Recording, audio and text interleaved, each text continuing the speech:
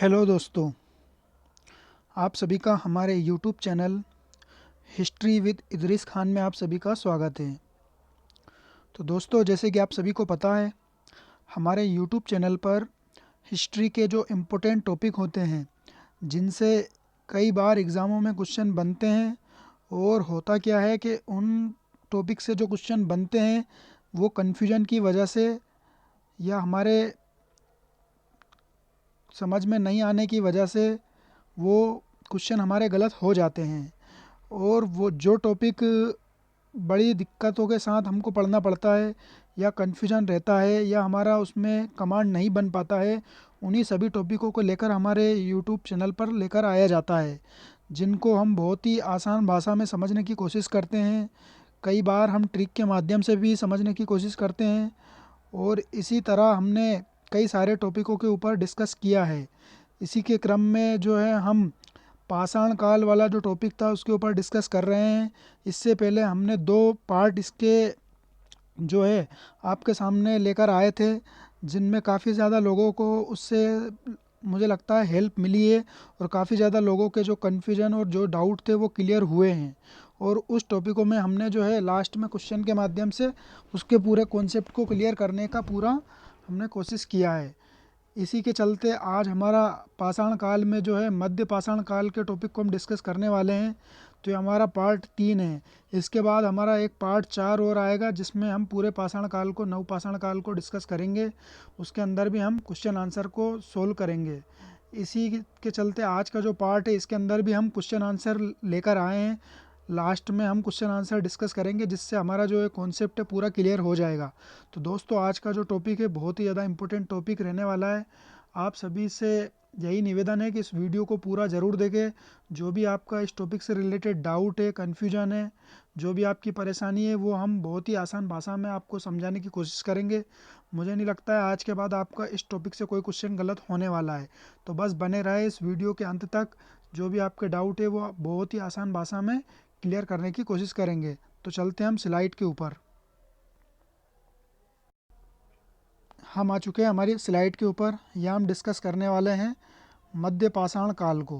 तो इस मध्य पाषाण काल को हम डिस्कस करेंगे, और लास्ट में हम इसी टॉपिक से कुछ क्वेश्चन आंसर को, जो पुराने एग्ज़ामों में पीजीटी एग्ज़ाम, टीजीटी एग्ज़ाम और जो जीआईसी का एग्ज़ाम होता है, उसमें जो क्वेश्चन पूछे गए हैं उन्हीं को हम सोल्व करने वाले हैं इसी टॉपिक के माध्यम से।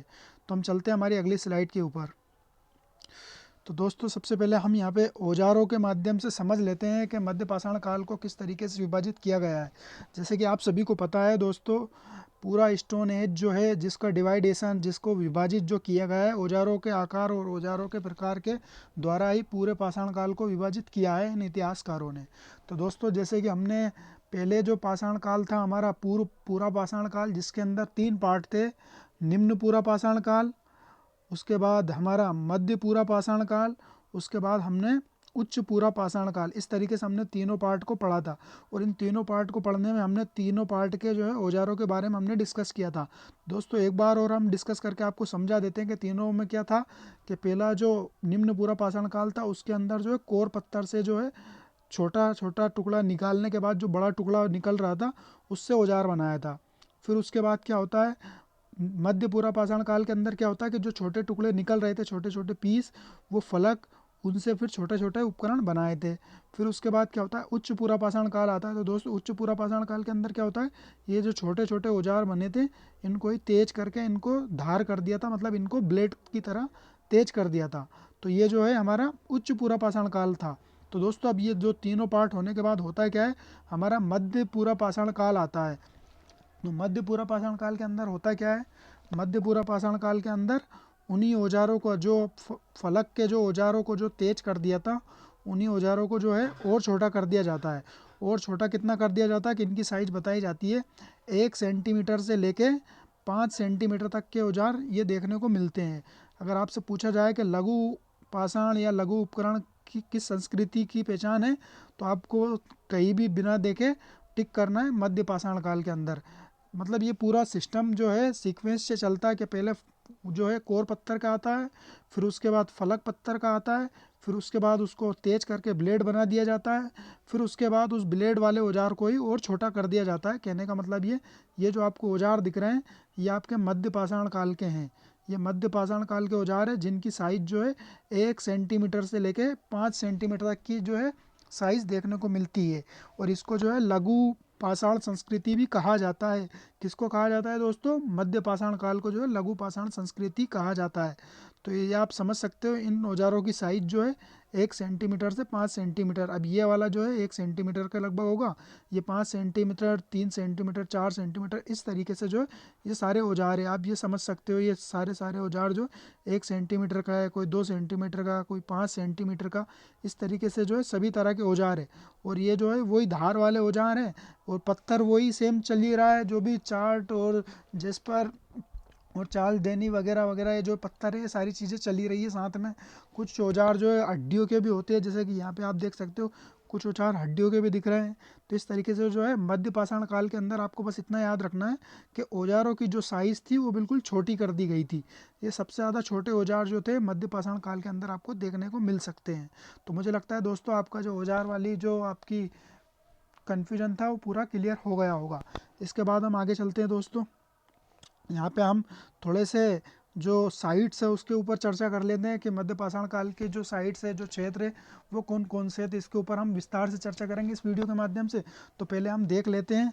तो जैसे कि आप देख सकते हो कि मेहदहा, दमदमा, लेकैया, मेहराना, बघी खोर, भागलपुर, ये भागलपुर यहाँ पे बंगाल का है।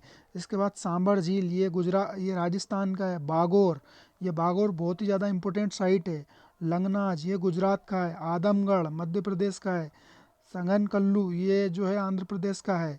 इस तरीके से दोस्तों यहाँ पे आपको सबसे ज़्यादा जो इम्पोर्टेंट साइट्स अगर रखना है, सबसे ज़्यादा क्वेश्चन जो बनता है वो एक तो बागोर से बनता है जो राजस्थान के अंदर है, और दूसरा आदमगढ़ से बनता है। तो दोस्तों ये दो साइट सबसे ज़्यादा इम्पोर्टेंट है। अगर देखा जाए पूरे मध्यकाल के अंदर अगर कहीं से अगर क्वेश्चन पूछा जाता है तो अक्सर जो है बागोर और आदमगढ़ से पूछा जाता है। तो यहाँ पे जो है पशुपालन के साक्ष्य मिलते हैं। और दूसरा दमदमा और महदहा ये भी थोड़ा इम्पोर्टेंट साइट है। चोपानु मांडो ये भी बहुत इंपॉर्टेंट साइट है, मगर सबसे ज़्यादा इंपॉर्टेंट साइट जो है दोस्तों ये दोनों हैं। चोपानी मांडो से भी जो है यहाँ पे जंगली चावल, ये मृद भांड वगैरह ये चीज़ें मिलती है। दमदमा से भी जो है युग्मित सवादान मिलता है। महदहा से जो है क्या बोलते हैं अस्थि निर्मित जो है वो औजार वगैरह मिलेंगे। तो इस तरीके से हम पूरा चर्चा करेंगे दोस्तों आगे की स्लाइड में। इसके बाद हम आगे चलते हैं दोस्तों। जैसे कि आप यहाँ पे मैप के माध्यम से आप समझ सकते हो ये भीमबेटका जो है ये भी मध्य पाषाण काल से संबंधित है। आप समझ सकते हो कि मध्य पाषाण काल के अंदर जो है यहाँ पे सबसे ज़्यादा चित्रकारी होती है।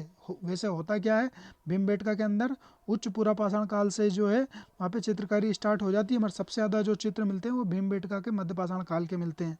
और उसके बाद क्या होता है कोल्डी हवा, मेहगढ़ा, चिरांद, सारी ये चीज़ें जो है दोस्तों आपके मध्य पाषाण काल की साइट है। आप ये समझ सकते हो यहाँ से। इसके बाद हम आगे चलते हैं। मध्य पाषाण काल के जो है सामान्य जानकारी को हम देखते हैं। इस काल को जो है अद्य नवपाषाण काल, संक्रमण काल, अनुपूरा पाषाण काल कहा जाता है। तो आद्य नवपाषाण काल का मतलब होता है कि पहला का जो मतलब यहाँ से जो है नवपाषाण काल के लक्षण देखने को मिलते हैं। कहने का मतलब है ये संक्रमण हो जाता है यहाँ से। अब आपको मतलब ये समझ सकते हैं यहाँ से इस काल के बाद जो है अब क्रांति होने वाली है, तो उसी का संक्रमण यहाँ पे देखने को मिलता है। तो इस तरीके से जो है इसको ये कई सारे नामों से जो है इसको संज्ञा दी गई है। इसके बाद हम देखते हैं इस काल में आदमगढ़ मध्य प्रदेश के अंदर स्थित है, और बागोर राजस्थान के अंदर जो स्थित है, और लोटेश्वर जो गुजरात के अंदर है, ये पशुपालन के प्राचीनतम साक्ष्य प्रस्तुत करते हैं। तो दोस्तों ये तीनों जो साइट्स हैं यहाँ से पशुपालन के जो है साक्ष्य मिलते हैं। आपको कहाँ कहाँ से मिलते हैं दोस्तों? आदमगढ़ मध्य प्रदेश से, बागोर राजस्थान से, और लोटेश्वर गुजरात से। तो दोस्तों ये लोटेश्वर गुजरात वाला आप और थोड़ा सा अच्छे से कंफर्म कर लेना। बाकी जो ये दो साइट्स है ये दो बहुत ही ज़्यादा इंपॉर्टेंट साइट है। कई बार क्वेश्चन जो है यहीं से पूछा जाता है कि जो है आदमगढ़ और बागोर जो है पशुपालन के साक्ष्य उपलब्ध करवाते हैं। ये किस काल से संबंधित है? मध्य पाषाण काल से। और क्वेश्चन अगर पूछा जाए कि मध्य पाषाण काल में जो है पशुपालन के साक्ष्य कहाँ से मिलते हैं, तो बागोर से मिलते हैं और आदमगढ़ से मिलते हैं। तो इनका हमने जो है प्रदेश भी बता दिया, एक मध्य प्रदेश के अंदर है और एक राजस्थान के अंदर है। आपको बस इतना याद रखना है बागोर जो है राजस्थान में, और एक बाघोर है दोस्तों, बाघोर। तो बाघोर आपको जो है वो मध्य प्रदेश में देखने को मिलेगा। वो बाघोर है और ये बागोर है। तो बस इतना याद रखना है, बागोर अगर पूछे तो वो राजस्थान के अंदर है, जो मध्य पाषाण काल का जो है स्थल है, प्रमुख स्थल। इसी के बाद हम देखते हैं उड़ीसा में जो एक साइट है, लोखा मोड़ा की गुफा, लेखा मोड़ा की जो गुफा है वो मध्य पाषाण काल नव पाषाण काल तक के मानव विकास का जो है साक्ष्य यहाँ से मिलता है। तो यहाँ से भी क्वेश्चन पूछा जाता है, लेखा मोड़ा की गुफा जो है कहाँ से है, ये उड़ीसा से संबंधित है और ये मध्य पाषाण काल के स्थित है। और दोस्तों यहाँ पे जो है 1867 के अंदर C.L. कार्लाइल ने जो है मध्य पाषाण काल के औजार जो है गंगा घाटी से जो है इसको खोजा। तो यहाँ से जो है लाइन जो है डिलीट हो गई है। तो अगर पूछा जाए कि मध्य पाषाण काल के औजार किसने खोजा था, तो C.L. कार्लाइल ने जो है मध्य पाषाण काल के औजारों को खोजा था। कब खोजा था? 1867 के अंदर। इसके बाद हम आगे चलते हैं दोस्तों। आंध्र प्रदेश के ज्वालापुरम 9 से एशिया के प्राचीनतम माइक्रोलिथिक टूल फैक्ट्री, कहने का मतलब ये है जो लघु पाषाण उपकरण की जो फैक्ट्री है वो कहाँ से मिली है? ज्वालापुरम से। अब ये कहाँ का स्टेट में? आंध्र प्रदेश के अंदर स्थित है। तो दोस्तों ये जो है फैक्ट्री है और ये जो है एशिया की प्राचीनतम फैक्ट्री है, बस इतना याद रखना है आपको। और इस काल के उपकरण जो है इनका हमने साइज के बारे में आपने बताया था, 1 सेंटीमीटर से लेकर 5 सेंटीमीटर जो है होते हैं। इसलिए इन उपकरणों के आधार पर जो है इसको लघु पाषाण उपकरण कहा गया है। और इस संस्कृति को भी लघु उपकरण संस्कृति या लघु पाषाण संस्कृति इस तरीके से जो है इसको कहा जाता है। इस काल के औजारों का निर्माण चैलसेडेनी पत्थर की प्रधानता है। तो दोस्तों यहाँ पे सभी औजारों के जो है औजार तो बने हैं, मगर जैसे कि आप सभी को पता है कि सभी कालों में अपने अपने औजारों की जो है प्रधानता रही है कि कौन से काल के अंदर कौन से पत्थर के सबसे ज़्यादा औजार बने हैं। तो इसी के संदर्भ में जो है इस काल के जो ज़्यादा औजार जो है चैलसेडेनी पत्थर, जिसको कैलजेनी भी बोला जाता है, उसकी प्रधानता रही है। कहने का मतलब ये इस पत्थर के सबसे ज़्यादा औजार जो है इसको इस काल में बने हैं। और दोस्तों सबसे इम्पोर्टेंट चीज़ जो है इस काल के अंदर जो है मानव जो है अपना रक्षा करने के लिए धनुष बाण की जो है इसने आविष्कार कर लिया था। कहने का मतलब ये अभी छोटी छोटी चीज़ें जो है इन्होंने आविष्कार किया है, इसके साथ ही इसने धनुष बाण का जो है आविष्कार कर लिया। और लकड़ी की डोंगी जो पानी भरने की होती है या जो भी पानी निकालने की होती है जो है उसका भी इसने जो है सर्वप्रथम निर्माण इसी काल में देखने को मिलता है। आप समझ सकते हो अब जो है क्रांतिकारी परिवर्तन आने वाले हैं। नव पाषाण काल के अंदर जो है होमो सेपियंस जो है कमाल से अच्छे काम करने लग जाएगा, खेती करने लग जाएगा और जो है मकान वकान बना के रहने लग जाएगा। उसके अंदर सांस्कृतिक बदलाव आ जाएंगे। तो ये सारी चीज़ों का जो है शुरुआत जो है मध्य पाषाण काल से ही इसका बेस बनना स्टार्ट होता है, जो नव पाषाण काल के अंदर जाके ये सारी चीज़ें हमको देखने को मिलती है अचानक से। तो दोस्तों इसकी शुरुआत जो है मध्य पाषाण काल से ही हो जाती है। इसके बाद हम अगली लाइन देखते हैं, शवों को दफनाने की। अब देख सकते हो यहाँ पे आप शव दफनाने लग गए। अब ये देखो इसके अंदर कितने सांस्कृतिक परिवर्तन आने लग गए हैं।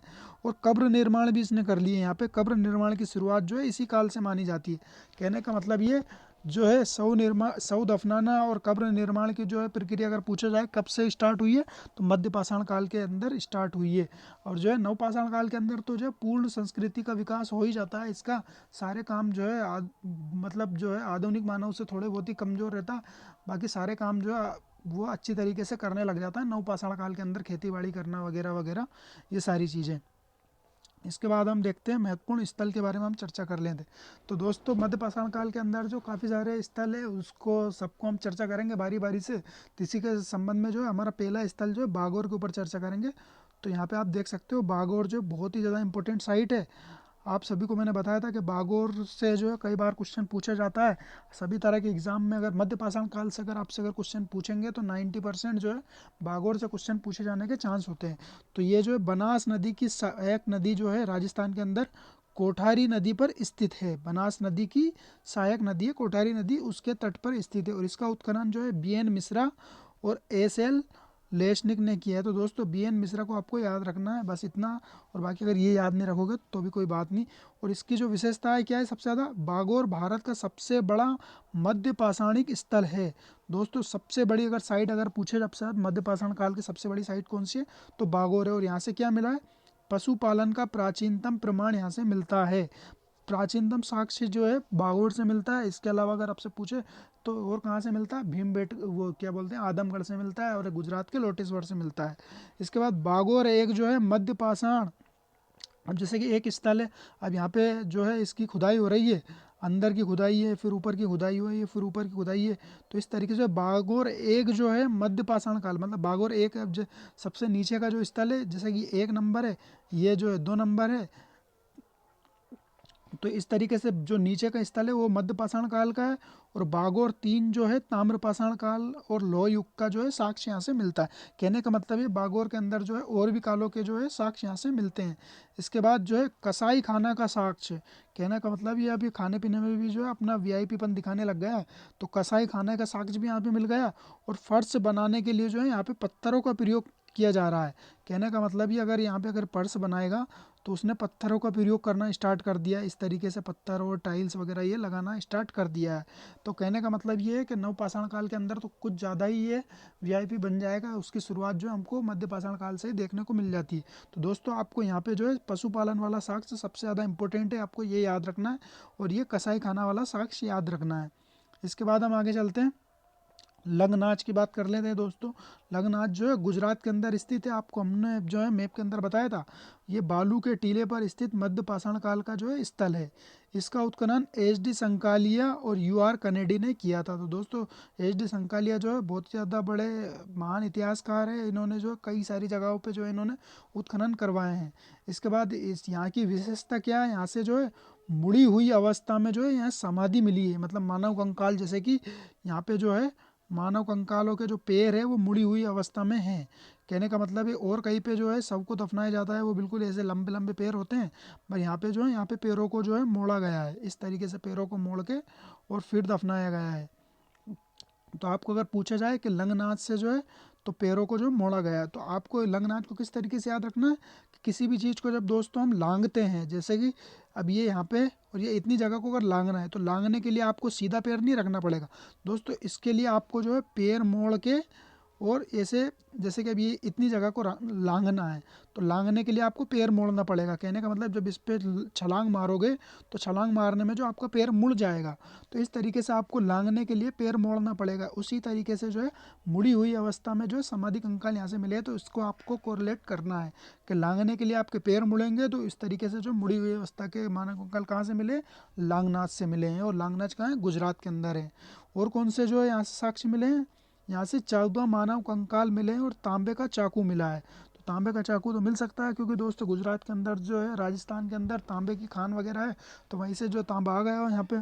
इसके बाद जो है यहाँ पे 14 मानव कंकाल मिले, उसमें से 13 के पैर दाहिनी तरफ करवट मोड़ कर दाहिनी तरफ करवट लिटाकर सुलाया गया है। कहने का मतलब उनके जो किस साइड सुलाया गया है इसके बारे में उन्होंने बताया कि दाएं तरफ जो है इनको सुलाया गया है, तो सीधी तरफ इनको सुलाया है और इनके पैर मुड़े हुए हैं। और क्या यहाँ से मिला है, कंकालों के दांत में छाई की, मतलब एक रोग है क्षय रोग, क्षय क्षय रोग जो होता है दोस्तों उसके प्रमाण मिले। साथ ही कंकालों के कपाल टूटे हुए, तो दोस्तों जब ये कंकालों के कपाल टूटे हुए हैं तो यहाँ पे एक ये आशंका लगाई गई है कि कई दोस्तों ये नरभक्षी मानव तो नहीं थे, तो इस तरीके से जो है इसकी भी जो है आशंका यहाँ पे लगाई गई है। तो नरभक्षी मानव का जो है यहाँ से अंदेशा लगाया जाता है कि लंग नाच के अंदर जो पैरों को मोड़ के और इनके कपाल टूटे हुए मिले हैं इन कंकालों के, तो नरभक्षी तो नहीं है, इस तरीके से जो है यहाँ पे अनुमान लगाया गया है। तो इस तरीके से आपको याद रखना है कि लंग नाच लांगने के लिए जो आपके पैर मुड़ जाएंगे, तो मुड़ी हुई अवस्था वाला फैक्ट यहाँ से याद रखना है।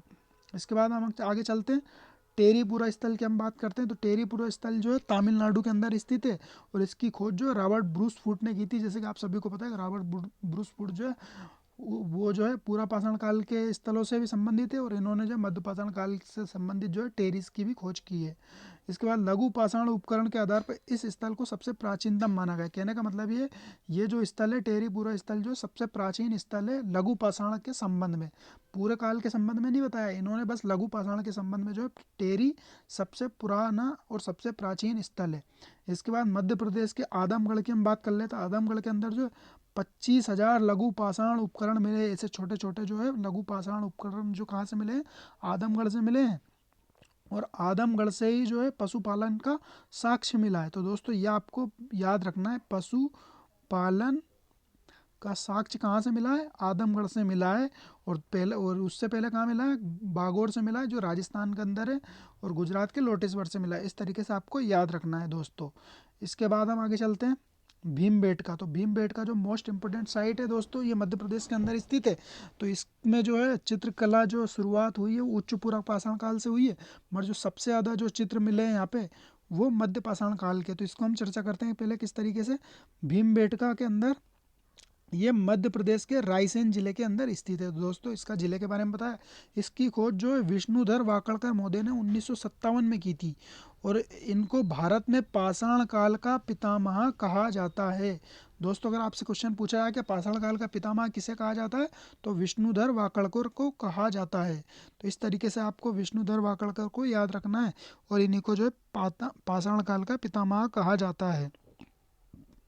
इसके बाद यहाँ की जो है 25 मीटर जो है एक लंबी सुरंग मिली है।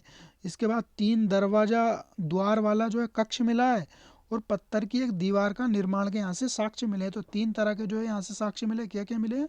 25 मीटर लंबी एक सुरंग मिली है। दोस्तों अब यहाँ पे गुफा वगैरह है तो यहाँ पे सुरंग होना मामूली बात है। इसके बाद 3 द्वार वाला एक कक्ष मिला है, मतलब यहाँ से एक कमरा भी मिल रहा है। देखो अब यहाँ पे साहब जो मानव जो है VIP होता जा रहा है। अब यहाँ पे अलग अलग रूम बनाने वाला काम चल गया है इनका। और पत्थर की भी एक दीवार भी मिली है, अब ये दीवारें भी करने लग गया है। इसके बाद हम आगे देखते हैं कि इस गुफा से और क्या चीज़ें जो है खास है। इसकी विशेषता क्या है? इस गुफा के अंदर जो नीले रंग के प्रयोग वाले चित्रों को प्राचीनतम माना गया है। मोस्ट इम्पोर्टेंट फैक्ट है दोस्तों ये। अगर आपसे पूछा जाए कि भीमबेटका के अंदर कौन से रंग के चित्र जो है सबसे प्राचीन है, तो नीले रंग के जो है चित्र सबसे प्राचीन है। तो दोस्तों मुझे लगता है ये वाले चित्र जो है उच्च पुरापाषाण काल से संबंधित होंगे। तो जो है सबसे पहले जो चित्र बने उच्च पुरापाषाण काल के अंदर ही बने। और दूसरा दोस्तों यहाँ पे देखते हैं हम चित्रों का निर्माण जो उच्च पुरापाषाण काल से प्रारंभ होता है, इसकी हम बार बार चर्चा कर रहे हैं और वही लाइन यहाँ पे लिखी हुई है। और सर्वाधिक संख्या में जो है मध्य पाषाण काल के चित्र मिलते हैं। तो दोस्तों सर्वाधिक संख्या की अगर बात करते हैं, सबसे ज़्यादा संख्या की अगर बात करते हैं, तो वो मध्य पाषाण काल के मिलते हैं और सबसे शुरुआत जो है उच्च पुरापाषाण काल से हुई है। इसके बाद हम आगे देखते हैं भीमबेटका से जो है वरा वरा का चित्र मिलता है, गणेश का चित्र मिलता है। जो है प्राचीनतम चित्र है वरा और गणेश जी का जो चित्र है यहाँ से प्राचीनतम चित्र जो है भीमबेटका से मिलता है। इसके अलावा महिलाओं को चक्की में अनाज पीसते हुए तथा समूह में भोजन करते हुए दर्शाया गया है। तो दोस्तों ये वाले चित्र भी यहाँ पे देखने को मिल जाते हैं। बाकी इनका कालक्रम क्या है, इसको थोड़ा मतलब ये रिसर्च और ये जो है खोज का विषय है कि ये वाले चित्र महिलाएं जब ये अनाज वगैरह पीसने लग गई तो हो सकता है कि नवपाषाण काल का चित्र हो। इसके बारे में जो है ये काफ़ी क्लियर नहीं किया गया है, तो ये आप समझ सकते हो। इसके बाद हम आगे देखते हैं कि लहुरा देव, ये जो मोस्ट इम्पोर्टेंट साइट है, ये यूपी के जो है संत कबीर नगर ज़िले के अंदर स्थित है। तो दोस्तों अगर आपसे पूछे कि लहुरा देव जो है कहाँ की साइट है, कि ये जो गंगा घाटी के अंदर यूपी के संत कबीर नगर ज़िले में स्थित है। इसकी जो खास विशेषता क्या है, भारतीय उपमहाद्वीप में कृषि का प्राचीनतम साक्ष्य यहाँ से मिलता है। तो दोस्तों मोस्ट इम्पोर्टेंट साइट जो है ये साइट है, यहाँ से जो है भारतीय उपमहाद्वीप मतलब पूरे भारत के अंदर जो सबसे पहले कृषि अगर कहीं पे की गई है तो लहुरा देव के अंदर की गई है। और यहाँ से जो चावल का साक्ष्य मिला, कहने का मतलब अगर कृषि अगर की गई है तो यहाँ पे चावल की खेती की गई है, उसी का साक्ष्य यहाँ पे मिलता है, चावल की जो है खेती की गई। और सबसे इम्पोर्टेंट बात क्या है दोस्तों, मेहरगढ़ के अंदर जो 7000 ईस्वी पूर्व का जो है साक्ष्य मिलता था, जिसको हम प्राचीन मानते थे। मगर हुआ क्या है कि नई नई रिसर्च जब हुई है तो जब यहाँ पे देखा कि लहुरा देव की काल अवधि जो है 8000 से 9000 ईस्वी पूर्व देखी गई है। कहने का मतलब ये यहाँ से 1000 साल और लगभग 2000 साल पहले की जो है यहाँ पे खेती देखने को मिल जाती है। तो जो है मेहरगढ़ वाली साइड थी ये हमारी, यहाँ से इसका जो है ख़त्म हो जाता है और सबसे प्राचीन क्या माना जाता है, लहुरा देव को माना जाता है। इसके बाद जो है लहुरा देव वाला जो है सबसे इम्पोर्टेंट चीज़ क्या रखना हमको याद, कृषि का प्राचीनतम साक्ष्य लहुरा देव से मिलता है, ये चीज़ हमको याद रखनी है। इसके बाद हम आगे चलते हैं दोस्तों, चौपानी मोंडो की बात करते हैं। तो ये जो है बेलन घाटी इलाहाबाद, ये भी उत्तर प्रदेश के अंदर स्थित है और इसकी खोज जो है VD मिश्रा ने 1967 के अंदर की थी। तो दोस्तों आप इसको याद रख सकते हो इस तरीके से। इसके बाद हम आगे देखते हैं और क्या यहाँ की खास विशेषता है। इस काल को पूरा पाषाण काल तथा मध्य पाषाण काल के बीच का संक्रमण अवस्था का प्रतीक माना जाता है। दोस्तों ये जो है पूरा पाषाण काल का भी है और ये मध्य पाषाण काल का भी है और ये दोनों का जो है संक्रमण अवस्था है, दोनों जो है इसके अंदर मिले हुए हैं, इसलिए इसको संक्रमण की अवस्था माना जाता है। और यहाँ से जो है जंगली चावल मिले। अगर दोस्तों अगर आपसे चावल का पूछे, चावल का प्राचीनतम साक्ष्य जो है वो लवरा देव है। अगर आपसे जंगली चावल का साक्ष्य अगर पूछे तो चौपानी मांडो के अंदर स्थित है। और विद्वानों का मानना है दोस्तों, अब यहाँ पे जब चावल की पैदावार होगी, आप समझ सकते हो, जब यहाँ पे अच्छे से ढंग से अगर चावल की पैदावार हो रही, तो अब इन चावल को पैदावार जब हो रही है और जब ये उत्पादन भरपूर हो रहा है, तो अब इनको रखने के लिए क्या मृद भांड की आवश्यकता होगी। तो दोस्तों मृद भांड जब आवश्यकता होगी तो यहाँ पे मृद भांड ही बनाए जाएंगे। और दोस्तों इसको आपको किस तरीके से याद रखना है, जैसे कि यहाँ पे लिखा हुआ है, विद्वानों का मानना है कि यहाँ के मृद भांड संसार के प्राचीनतम साक्ष्य है। अब दोस्तों आप समझ सकते हो कि यहाँ पे मृद भांड जो है संसार के प्राचीनतम मृद भांड यहाँ पे माने जाते हैं। अब चौपानी मांडो, अब मांडो के अंदर दोस्तों आपको क्या दिख रहा है यहाँ पे, मांडा। अब मांडा के अंदर क्या होता है दोस्तों, आप सभी को पता है कि यहाँ पे कलश वगैरह जो है, मांडा जो मंडप छाया होती है उसके अंदर कलश वगैरह जो है यहाँ पे रखे जाते हैं। जैसे कि अभी हम कलश बनाने की कोशिश करते हैं, ये कलश है। इस तरीके कलश का निर्माण, ये इनको कलश को कहाँ रखा जाता है दोस्तों, मंडप छाया के अंदर। और यहाँ पे क्या लिखा हुआ है, मंडो। तो चौपानी मांडो के अंदर जो कलश रखे गए हैं, इसलिए चौपानी मांडो को हम जो है मृद भांड जो है संसार के प्राचीनतम मृद भांड माने जाते हैं। और कलश को जो है मृद भांड ही बोला जाता है, मतलब ये कलश जो होता है मृद भांड की श्रेणी में आता है। तो चौपानी मांडो से हमको मंडप छाया के अंदर क्या रखा जाता है, ये कलश को रखा जाता है। इस तरीके से हमको याद रखना है। और देखो, और हमने फैक्ट कौन सा वाला याद रखा था दोस्तों, उसके बारे में हम देखे थे, एक ये लंगनाज वाला याद रखा था कि अगर हमको लांगना है किसी चीज़ को तो पैर हमारा मुड़ेगा। इसके बाद हमने चौपानी मांडो के बारे में बात की, चौपानी मांडो के अंदर क्या करना है, चौपानी मांडो के अंदर जो है हमारा ये इस तरीके से हमारा जो है मृद भांड वाला मंडप छाया के अंदर मृद भांड रखना है। तो इस तरीके से हमारा ये चीज़ हो गई। और लवरा देव को भी हमको देव को जो है हमको क्या लगाना है, भोग लगाना है। अब भोग लगाने के लिए क्या भाई, हमको खाना वगैरह बनाना पड़ेगा, और खाना बनाने के लिए हमको क्या चावल का भोग लगाएंगे उनको हम, देवता को। लवरा देव जो है हमारा देवता है, और लवरा देव को क्या है चावल का भोग लगाएंगे। इस तरीके से जो है हमको इसको भी याद रखना है। इसके बाद हम आगे चलते हैं दोस्तों, इलाहाबाद के अंदर और मध्य गंगा घाटी के अंदर कौन कौन से स्थल है ये भी हम देखने की कोशिश करते हैं। ज़िले के अंदर जो है सराय नहरा, मैदाहा और दमदमा ये प्रमुख स्थल है दोस्तों, यहाँ पे आप समझने की कोशिश कर सकते हो। तो यहाँ पे जो है ये तीनों साइट जो है बहुत ही ज़्यादा इंपॉर्टेंट साइट है, इसको थोड़ा सा जूम कर लेते हैं दोस्तों हम। तो यहाँ पे हम पहले सबसे पहले साइट को जो है हमारी देखते हैं, कौन सी है, सराय नहर राय। तो सराय नहर राय के अंदर क्या विशेषता है, यहाँ से एक कब्र के अंदर 4 मानव कंकाल दफनाए गए हैं। तो 4 मानव कंकाल आपसे पूछे तो सराय नहर राय। और यहाँ पे जो है 14 शवादान हुए हैं, जिसमें से 8 गर्त चूल्हे भी मिले हैं साथ में। कहने का मतलब है ये 14 अगर शवादान हो रहे हैं तो यहाँ पे जो है 8 चूल्हे मिल रहे हैं। इस तरीके से जो है 8 चूल्हे यहाँ पे मिल जाएंगे। और इसके बाद जो एक कब्र के अंदर, जैसे कि ये एक कब्र है, एक कब्र के अंदर 1 2 3 4 जो 4 लोगों को एक साथ दफनाया गया है।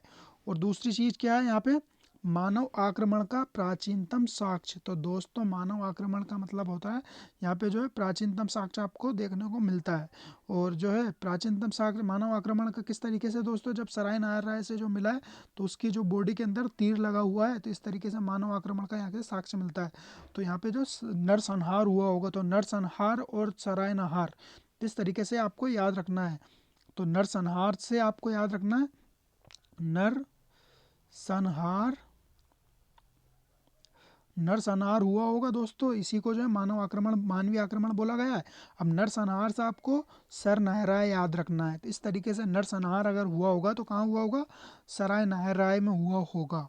और जो है एक कब्र के अंदर जो है 4 मानव कंकाल मिले, ये भी आपको याद रखना है। इसके बाद हम मेहदा की बात याद रख लेते हैं। तो यहाँ से जो बूचड़ खाने के साक्ष्य मिलते हैं, बूचड़ खाने के साक्ष्य के साथ ही दोस्तों यहाँ पे जो है बूचड़ खाने का एक साक्ष्य हमको कहाँ से मिला था दोस्तों, बागोर से मिला था। तो बागोर के अंदर बूचड़ खाना है, और महादाह के अंदर भी जो है बूचड़ खाना है। इसके बाद 2 कब्र जो है युग्मित समाधि वाली है। अब यहाँ से दोस्तों जो 2 कब्र मिली है, तो इसके अंदर 2 कपल है। कहने का मतलब ये एक लड़का और एक लड़की, इस तरीके से जो है 2 कब्र मिली है, और जिसके अंदर युग्मित समाधान है। और जो है स्त्री पुरुष का जो है साथ दफनाया गया है। इसके बाद जो है सींग तथा श्रृंग के आभूषण उपकरण, मतलब हड्डियों के जो उपकरण यहाँ से मिले हैं, आभूषण भी मिले हैं और उपकरण भी मिले हैं। तो महादहा, तो दोस्तों आपको किस तरीके से याद रखना है, हड्डी के उपकरण अगर कहाँ से मिले तो महादहा से मिले। तो महादहा से किस तरीके से याद रखना है दोस्तों, जब हम दहा संस्कार करते हैं किसी चीज़ का, किसी भी इंसान का या किसी भी पशु का, किसी का भी, तो दाह संस्कार करने के बाद क्या मिलता है हमको आखिरी में? वहाँ से अस्थि मिलती है। अस्थि मतलब हड्डियाँ मिलती है। और दोस्तों यहाँ पे क्या है, हड्डियों के जो आभूषण बनाए गए हैं और हड्डियों के जो उपकरण बनाए गए, तो दाह संस्कार करने के बाद ही हमको हड्डियाँ मिली है। और उन्हीं हड्डियों को जो है हमने जो है उपकरण बना लिया और आभूषण बना लिया। कहने का मतलब है दाह संस्कार किया हमने सबसे पहले, दाह संस्कार के बाद जो हड्डियाँ मिली है उन्हीं को हमने उपकरण बनाया और उन्हीं का हमने आभूषण बना के पहन लिया। और दोस्तों एक चीज़ और यहाँ पे है कि महादाह के अंदर ये जो है आभूषण, हड्डियों के आभूषण युक्त ये जो है कब्र से जो शव मिले हैं, वो अब में कुछ शव ने जो है हड्डियों के उपकरण पहने हुए हैं साथ में, उनको दफनाया गया है। इस तरीके से इसको याद रखना है। इसके बाद हम याद रखते हैं कि कौन सा, दमदमा के बारे में हम चर्चा कर लेते हैं दोस्तों। दमदमा के अंदर क्या चीज़ है? दमदमा के अंदर जो 41 मानव कंकाल मिले हैं, जिसके अंदर जो है युगल 5 युगल सवादान है। दोस्तों यहाँ पे कितने मिले हैं? 5 मिले हैं। यहाँ पे ये 3 हो गए, ये हमारा 2 हो गया। तो दोस्तों 5 युगल सवादान कहाँ से मिले? दमदमा से मिले, क्योंकि दमदार साइट है, तो यहाँ पे कुछ ज़्यादा ही चीज़ें मिल रही हैं, यहाँ पे सवादान भी ज़्यादा मिल रहे हैं। एक ही कमरे के अंदर 3 मानव कंकाल, त्रिमानव समाधि, मतलब त्रिमानव समाधि मतलब एक, यहाँ से एक समाधि मिली है, उसके अंदर 3 मिल रही है।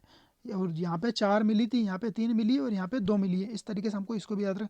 हाथी दांत का लटकन का प्राप्त होना।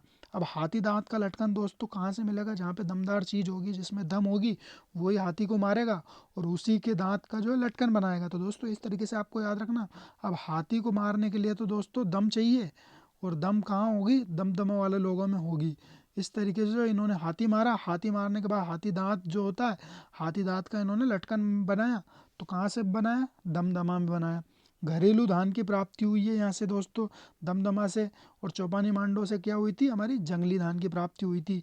अब दोस्तों यहाँ से जो है सवादान मिले, इसको हमको किस तरीके से याद रखना है?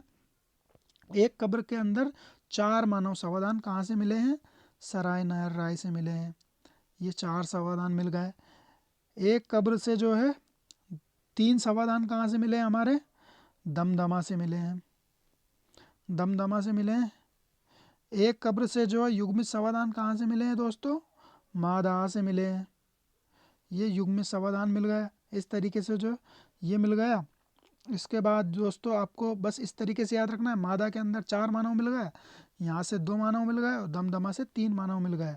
और जो है युग्मित सवादान कहाँ से मिले हैं? मादा से मिले हैं युग्मित सवादान, और दमदमा से मिले हैं युग्मित सवादान। तो इस तरीके से जो यहाँ पे 5 मिले हैं और यहाँ पे 2 मिले हैं। इस तरीके से आपको ये, मुझे लगता है आप जो है आपका कन्फ्यूजन नहीं होगा। और महादाह से जो है दाह संस्कार के बाद अस्थियों के जो है यहाँ पे उपकरण और जो है वहाँ से औजार और उपकरण दोनों चीज़ें मिली है। इसके बाद हम आगे चलते हैं। अब यहाँ से हम विशेषता देख लेते हैं दोस्तों, मध्य पाषाण काल की विशेषता क्या क्या रही है। इसी तरीके से हमने सारी चीज़ें डिस्कस कर ली है। इसके बाद हम अब देखते हैं इस काल का मानव जो है जीवन सामाजिक संस्कृति रीति रिवाजों को उजागर करता है। तो दोस्तों यहाँ पे जो है इससे पहले के जितने भी मानव थे, जैसे कि हमने निम्न पूर्व पाषाण काल की चर्चा की, मध्य पूर्व पाषाण काल की नव पाषाण काल, उच्च पूर्व पाषाण काल की। तो यहाँ पे जो हमको संस्कृति का विकास देखने को नहीं मिलता है। मगर होता क्या है, अब ये संक्रमण का काल था, तो यहाँ पे जो है संस्कृति, जैसे कि मानव दफनाने लग गया था, जो है शवों का विसर्जन करने लगा था, और दूसरा जो है अपने आभूषण पहनने लग गया था हड्डियों के। उसके बाद जो है यहाँ पे पशुपालन के भी साक्ष्य यहाँ पे देखने को मिल जाते हैं। दूसरा यहाँ पे जो है आपने देखा कि हाथी दांत का लटकन वगैरह बना लिया इन्होंने, पानी की डोंगी बना ली थी। ये सारी चीज़ें जो है संस्कृति के अंदर जो है बदलाव देखने को मिलता है। अब जैसे कि हमने देखा था वहाँ पे बागोर के अंदर बूचड़ खाना है, और उसके अलावा जो है वहाँ पे पत्थरों के द्वारा जो है यहाँ पे फर्श बनाया जा रहा है, तो और दीवार बनाई जा रही है।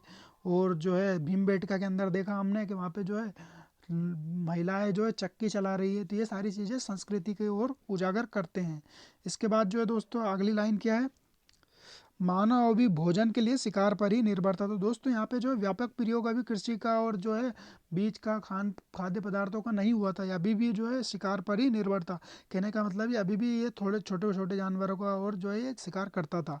इस तरीके से भीमबेटका के चित्र में अनाज पीसने वाले, अनाज पर जीने वाले पक्षियों को नहीं उकेरा गया। कहने का मतलब है अनाज जो है अनाज को जो खाती है, कबूतर वबूतर, इन सारी चीज़ों को नहीं हुआ। इसमें अधिकांश वे पशु पक्षी है जिनको शिकार जीवन पर निर्वाह के लिए किया जाता है। दोस्तों इस काल के जितने भी जो चित्रकारी मिली है भीमबेटका के अंदर, तो उसके अंदर जो है अनाज खाने वाले जो पशु पक्षी होते हैं उनको नहीं उके रखा है। कहने का मतलब अनाज की अभी जो है पैदावार नहीं हुई थी। ये सारे अपवाद जो है मिल रहे हैं, मगर अभी व्यापक तौर पे जो है इनको अभी वहाँ से कृषि के साक्ष्य नहीं मिल रहे। बस यहाँ पे जो है अनाज मिल रहा है, अभी कृषि का साक्ष्य नहीं मिल रहा है। अब कृषि का साक्ष्य जो है हमको कृषि पैदावार जो है हमारी जो है नवपाषाण काल के अंदर देखने को मिलती है। तो इस तरीके से जो है हमने ये सारी चीज़ें विशेषताएँ जो ये देख लिए। इसके बाद एक और हमारा इंपॉर्टेंट फैक्ट जो छूट गया था वो हम देख लेते हैं। ऊँट की हड्डियों की प्राप्ति जो है कानेवल से हुई है। तो दोस्तों आपको अगर आपसे पूछे कि ऊँट की हड्डियाँ कहाँ से मिली है, तो कानेवल से हुई है। तो ये सारी चीज़ें तो हमने दोस्तों अब यहाँ पे डिस्कस कर ली। इसके बाद जो है हम क्वेश्चन आंसर को डिस्कस करने वाले हैं, जिसके अंदर हम जो पुराने एग्ज़ाम के अंदर जो पीजीटी टीजीसी एग्ज़ाम, जो जीआईसी एग्ज़ाम जिसके अंदर जो इस टॉपिक से क्वेश्चन बने थे उनको हम लेके आए हैं। तो उनको भी हमको सोल्व करना है, जिससे आपके जो भी डाउट है, जो भी कन्फ्यूजन है, आपके जो भी कॉन्सेप्ट है वो पूरा आसान भाषा में क्लियर हो जाएगा। तो हम चलते हैं हमारे क्वेश्चन आंसर के ऊपर, जिसको आपको आंसर गेस करना है, फिर उसके बाद हम बताएंगे। तो इस तरीके से हम पूरा हमारा सेशन कंप्लीट करेंगे। तो हम दोस्तों पहले क्वेश्चन के ऊपर आ गए हैं। यहाँ पे देखते हैं कि बागोर प्रथम, जैसे कि हमने बताया था हमें, बागोर प्रथम काल का संबंध निम्नलिखित में से किस संस्कृति से है। तो दोस्तों जैसे कि ये बागोर हो गया, अब बागोर का जब उत्खनन करेंगे तो यहाँ पे ये बागोर 1 हो गया, बागोर 2 हो गया, बागोर 3 हो गया। तो जो सबसे अंत का, सबसे नीचे का जो बागोर है उसका संबंध पूछा है दोस्तों। तो यहाँ पे पहला ऑप्शन है उच्च पूर्व पाषाण काल, मध्य पाषाण काल, नव पाषाण काल, ताम्र पाषाण काल। तो दोस्तों ये जो है पीजीटी परीक्षा जो 2016 में हुई थी उसके अंदर ये क्वेश्चन पूछा गया था दोस्तों। तो इसका जो राइट आंसर है मध्य पाषाण काल। तो दोस्तों मध्य पाषाण काल का भी है, और जो बागोर 2 है, बागोर 3 है, ताम्र पाषाण काल और लौह काल के संबंधित है। इस तरीके से अगर पूछा जाए तो मध्य पाषाण काल की जो है साइट बागोर है। इसके बाद हम आगे चलते हैं। बूचड़ खाने के साक्ष्य, बूचड़ खाना के साक्ष्य मतलब जो क्षेत्र है कहाँ से प्राप्त होता है। महादहा से होता है, दमदमा से होता है, चौपानी मांडो से होता है, सराय नाहर राय से होता है। तो जीआईसी 2018 के अंदर ये क्वेश्चन पूछा गया था, और ये मोस्ट इंपॉर्टेंट क्वेश्चन है दोस्तों, आप ये समझ सकते हो यहाँ से। तो दोस्तों इसका जो राइट आंसर है, इसका राइट आंसर आपको गेस करना है दोस्तों, और इसका राइट आंसर आपको जो है कमेंट्स बॉक्स के अंदर आपको बताना है कि बूचड़ खाने का साक्ष्य जो है आपको कहाँ से मिले। तो ये चीज़ आपको बताना है। इसका क्वेश्चन, इसका राइट आंसर आपको बताना है, मैं नहीं बताऊंगा दोस्तों। और कमेंट्स आपको करना ही है, हर हाल में कमेंट्स करना है, जिससे हमको पता चलेगा कौन इंसान वीडियो देख रहा है, कौन स्टडी को लेके इतना सीरियस है जो वीडियो में कमेंट भी कर रहे हैं। तो जिससे हमको भी थोड़ा लगेगा हाँ कुछ लोग जो है सीरियस है। तो इससे आपको जो है राइट आंसर आपको बताना है, और मोस्ट इंपॉर्टेंट क्वेश्चन है दोस्तों ये। इसके बाद हम देखते हैं दोस्तों, लघु पाषाण उपकरण अधोलिखित किस संस्कृति का प्रमुख औजार है। दोस्तों बहुत ही ज़्यादा इजी क्वेश्चन है, जिसके बारे में हमने शुरुआत में चर्चा की थी, और ये जीआईसी 2012 के अंदर ये क्वेश्चन पूछा गया था। तो इसका जो है राइट आंसर देखते हैं पहले हम। निम्न पूर्व पाषाण काल संस्कृति जो है, मध्य पूर्व पाषाण संस्कृति, उच्च पूर्व पाषाण संस्कृति और मध्य पाषाण संस्कृति। तो दोस्तों इसका राइट आंसर बिल्कुल ईजी है, मध्य पाषाण संस्कृति। निम्न पूर्व पाषाण काल के अंदर हमने कोर पत्थर के उपकरण बनाए थे। इसके बाद मध्य पूर्व पाषाण काल के अंदर फलक के बनाए थे। उच्च पूर्व पाषाण काल के हमने जो है ब्लेड के आकार के, हमने मतलब ब्लेड करके धार कर दी थी उनके अंदर। इस तरीके से हमने सारे उपकरण जो है देख लिए। और मध्य पाषाण काल के उपकरण जो है 1 सेंटीमीटर से लेके 5 सेंटीमीटर तक के थे। और जो है यहाँ के जो औजार जो थे चालजनी पत्थर की जो है प्रधानता थी इनके औजारों में, निर्माण में। इसके बाद हम आगे देखते हैं, पशुपालन के जो है प्राचीनतम प्रमाण हमको कहाँ से मिलते हैं। मध्य पाषाण काल के अंदर जो पशुपालन के प्राचीनतम प्रमाण कहाँ से मिलते हैं। पहला ऑप्शन है बागोर, दूसरा है आदमगढ़, तीसरा है दमदमा, चौथा है बाघोर। तो दोस्तों इसका राइट आंसर क्या है। तो राइट आंसर हमारा है 1 और 2। तो एक क्या है, एक बागोर है, एक आदमगढ़ है। तो बागोर जो है राजस्थान के अंदर है, और आदमगढ़ एमपी के अंदर है। इस तरीके से हमारा राइट आंसर है 1 और 2। इस तरीके से हमने ये क्वेश्चन हमने सोल्व कर लिया है।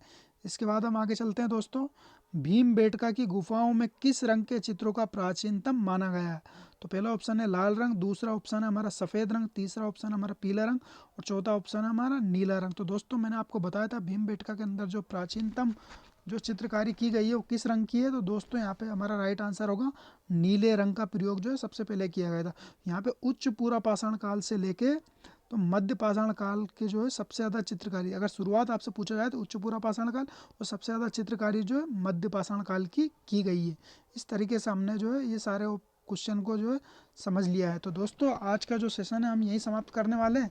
अगर आपको हमारा जो वीडियो है अगर आपको अच्छा लगा है और आपके अगर कॉन्सेप्ट क्लियर हुए हैं, आपके डाउट अगर क्लियर हुए हैं, या अगर आपको अगर थोड़ी हेल्प मिली है इन सारी चीज़ों से, तो आप हमारे वीडियो को लाइक कर सकते हैं। और अगर आपको कोई कन्फ्यूजन है, कोई डाउट है, अगर कोई शिकायत है, तो आप कमेंट्स बॉक्स के अंदर ज़रूर कमेंट करके बताएं कि ये वाली प्रॉब्लम है हमें, और ये कन्फ्यूजन है, ये डाउट है, तो वो हमको पता चले।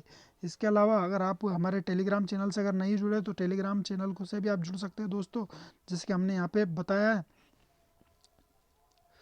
किस तरीके से आपको जो है टेलीग्राम चैनल को आपको सर्च करना है। तो दोस्तों यहाँ पे मैं बता दूँ आपको, इतिहास का किला नाम से आपको जो है टेलीग्राम के ऊपर जाके सर्च करना है, जहाँ पे आपको हमारा चैनल का जो है ये लोगो मिल जाएगा। वहाँ पे आप ये पोल क्वेश्चन आप सोल्व कर सकते हो, कई सारी पीडीएफ डली हुई है वो आप यूज़ कर सकते हो, और हिस्ट्री से रिलेटेड कई सारे कंटेंट, टेस्ट पेपर और पीवाईक्यू और बहुत सारी बुक्स जो है यहाँ पे डली हुई है वो आप देख सकते हो। यहाँ पे आपको क्यूज सेट मिल जाएंगे, क्यूज बोर्ड मिल जाएंगे, जिससे आप अपनी सेल्फ प्रैक्टिस कर सकते हो। इसके अलावा यहाँ पे आप हमें से कोई सा भी कांटेक्ट करके आप हमसे आपके डाउट, आपके जो भी कन्फ्यूजन है वो क्लियर कर सकते हो। आपको अगर जो टॉपिक में आपको प्रॉब्लम आ रही है समझने में, उस टॉपिक को हमको बता सकते हो, जिसको हम आसान भाषा में आपको समझाने की पूरी पूरी कोशिश करेंगे। इस तरीके से हम जो है सारी चीज़ें समझाने की कोशिश करेंगे। तो दोस्तों आज का वीडियो जो हम यहीं समाप्त करते हैं, तो लाइक करना ना भूलें। और दोस्तों अगर चैनल पर नए हो तो हमारे चैनल को ज़रूर सब्सक्राइब करें, क्योंकि और भी इसी तरीके के आने वाले वीडियो जो है आपको काफ़ी ज़्यादा हेल्प करने वाले हैं। और हिस्ट्री के इंपॉर्टेंट वीडियो जो है इस चैनल पर आते रहते हैं, जैसे कि अभी NTA UGC नेट का एग्ज़ाम आने वाला है, तो उसको लेकर भी जो इंपॉर्टेंट टॉपिक है उसको लेकर भी हम यहाँ पे डिस्कस करने वाले हैं। और जो कई सारे वीडियो हमारे चैनल के ऊपर डले हुए हैं, जिसको आप प्लेलिस्ट में जाके आप देख सकते हो, जो ट्रिक के माध्यम से समझाया है, बहुत सारे कीवर्ड के माध्यम से समझाया। इस तरीके से ये चैनल के अंदर जो वीडियो डले हैं वो बहुत ज़्यादा हेल्पफुल होने वाले हैं। तो दोस्तों आज का जो वीडियो यहीं समाप्त करते हैं। थैंक यू, धन्यवाद।